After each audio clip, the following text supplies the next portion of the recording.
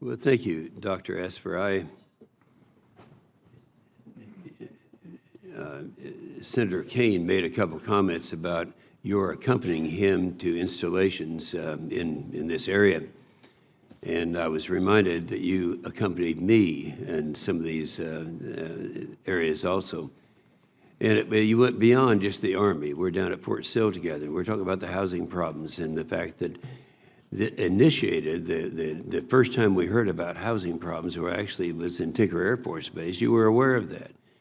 But on that meeting that we had, the trip that we had together to Fort Sill, the thing that impressed me, and I think it fits into this this hearing today, was how well you did in communicating with the troops in the field. I mean, you were one of them, and I just at that time I thought, you know, you're really the guy for this job. Well, thank you. When you were with us in the 26th. No, it was in June. You were actually the acting Secretary of Defense at that time. You said that the U.S. National Defense Strategy remains our guiding document. This is really significant. This hasn't happened before. We had a hearing about this. This was put together by Democrats, Republicans, people who were top military people in this country. And no one at any time since we adopted this thing well over a year ago has complained that it wasn't done properly. And so at that time, you talked about why it was important. And also, prior to that, in March, when you were the Army Secretary, you, in response to one of my questions, you said, quote, Senator, you made a very important point. You said that what we need a budget. The Russians are modernizing. We must build the next generation of combat systems. Now, before Russia and China outpace us with their modernization programs. And we know that that's actually what is happening today.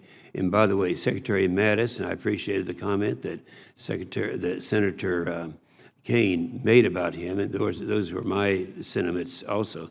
But he agreed with that this is what we needed to be doing and how important it was. So in the opening statement, I talked about the fact that the document that appeared, or the article that appeared in The Economist, showed that in the same period of time that we were cutting our military spending by 25%, China was increasing theirs by 83%. Now, you know, the people out there don't know this. They don't realize that we have competition that's out there that we've not had before.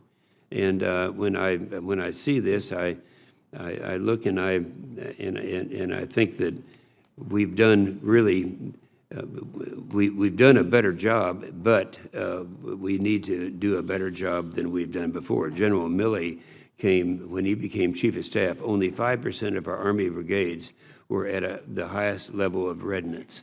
Now it's 50%. Now that's a huge increase. So we're in the right area and we're moving the right direction. So anyway, in terms of the budget, this is your opportunity to weigh in on this and what we're going to have to do in order to do the job that needs to be done at this time, considering that we have peer competitors we've never had before. And so I'd like to have you use whatever time you need to use and talk about the significance of the budget deal that we're going to have. Well, thank you, Mr. Chairman. First of all, I fully share all of your remarks, and the threat posed to us over the long run by China cannot be overstated. And so for those reasons, I fully support the President's budget, the need for a 2-year budget deal, and of course the need to have the authorizations and appropriations bills passed on time.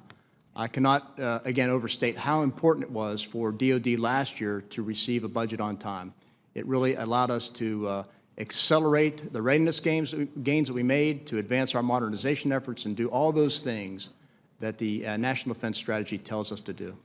Okay, that's good. And also, we had asked General Milley when he was in about to kind of classify the areas that we have, to highlight the areas where we need to catch up. And he mentioned nuclear triad modernization, space, artificial intelligence, and hypersonics. Now, you touched on this in your opening statement. Is there anything you want? What would be your priorities in this list, or should this be a longer list than it is? Well, this may sound unconventional, but it goes to Senator Reed's first point, is if confirmed, I need to staff up the top tier of the Pentagon soonest. When we talk about the bigger picture issues that you mentioned, clearly modernization of the triad is top priority. I think we need to fully develop the domain of space as a warfighting domain. We need to improve our capabilities and policies with regard to cyberspace. And then, of course, there are a wide range of conventional capabilities we need to improve, and many of those hinge on core technologies that we can speak about through the course of the hearing. Thank you, Dr. Esper. Senator Reed. Well, thank you.